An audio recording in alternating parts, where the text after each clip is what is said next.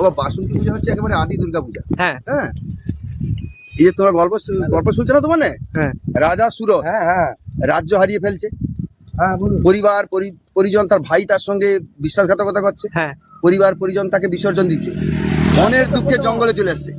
মনের দুঃখে, এখানে তো জঙ্গল ঢেলো তো, এটা হ্যাঁ মনের দুঃখে জঙ্গলে চলে আসছে। না না সেটা তো এদিকে বাবা আর একজন বৈশ্য, তার নাম সমাধি, সেও পরিবার পরিজন বিসর্জিত হয়ে হুম সেও জঙ্গলে চলে আসছে মনের দুঃখে। হুম দুজন দুপান্তে ঘুরে, এটি জঙ্গল পুরোটা তখন, বুঝছো?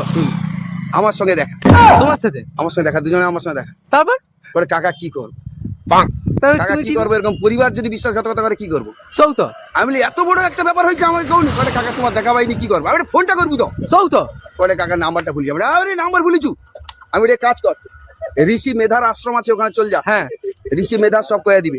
এই সেই আশ্রম নাকি? ঋষি মেধার আশ্রম থাকলো এখানে, আচ্ছা ঋষি মেধার কাছে আসছে, হ্যাঁ আসতে ঋষি মেধা বললো তোমরা একটা কাজ করো, বাসন্তী দেবীর পূজা করো, বাসন্তী দেবীর পূজা করো। বলতে রাজা সুরত হ্যাঁ আর সমাধি বৈশ্য দুজন মিলে বাসন্তী পূজা করলো। আচ্ছা করতে মা, এই মা জননী হ্যাঁ সব তাদেরকে ফিরে দিল, সুরতের রাজ্য পরিবার। আর বৈশ্য তো মানে একেবারে স্পিরিচুয়াল জ্ঞানের অধিকারী হয়ে গেল। আচ্ছা বৈশ্য, সমাধি বৈশ্য হ্যাঁ স্পিরিচুয়াল জ্ঞানের অধিকারী হয়ে তিনি নিজেই একজন বড় সন্ন্যাস হয়ে গেলেন।